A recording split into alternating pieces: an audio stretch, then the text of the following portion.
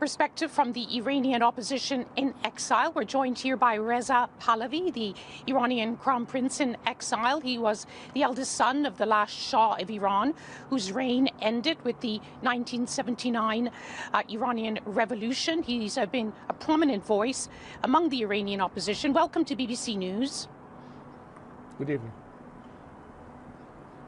You have posted on social media that the fate of Israelis and Iranians are intertwined. Israel is now deciding on what response it should make to Iran's attack over the weekend. What would you say would be the best response? Look, I cannot speculate or decide for the Israeli government what to do or not do.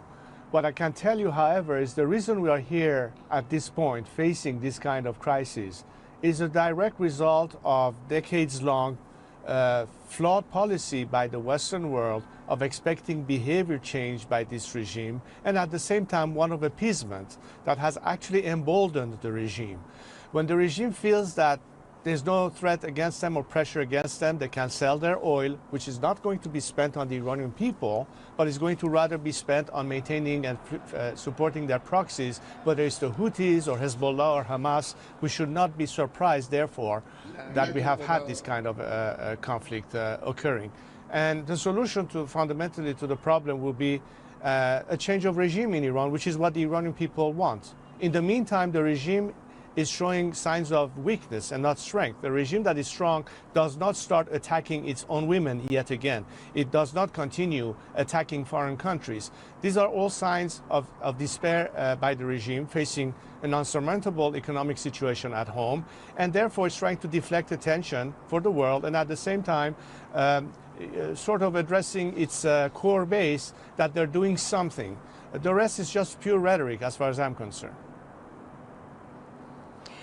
The EU is looking at new sanctions against Iran today. You have called for sanctions in the past, but that has put you at odds with other leading members of the opposition, including the imprisoned Nobel Prize laureate Narges Mohammadi, who says sanctions don't work. They simply put more pain on millions of Iranians. Well, I totally disagree with that assessment. And the reason you need to imply pressure is because when you know that the regime is going to benefit, not the people, then the only way to curtail this regime is make it less capable of having access to funding, funds that they will use to repress their own citizenry at home, and as I said earlier, continue to support their proxies abroad. The Iranian people right now are faced with insurmountable economic challenges. Our currency has been devalued at 10,000 times what it was at the time of the revolution. Official figures indicate 45% inflation. The Iranian regime in the first quarter of this year has had 30% more oil sales going to China, of course, which is benefiting from this cheap oil. But again, the Iranian people are starving. I think the reason we need to have a reset of foreign policy vis-a-vis Iran is because this time we have to go beyond a status quo approach. That has failed. Appeasement has totally failed. You made clear. You have said before you had very important discussions here in Israel when you visited last year. You also have had discussions in Europe for a new policy. You're advocating for regime change. But all the evidence is that is not an approach that is favored and what wants to be pursued by the international community, and most of all, by the United States. Well, I think world leaders, and I hope that in the meetings of foreign ministers with the G7, they're going to use that opportunity to really discuss fundamentally a reset of their policies. I do believe that the most important ingredient the world needs to recognize is that the people of Iran want change. The people of Iran are fed up with the current situation.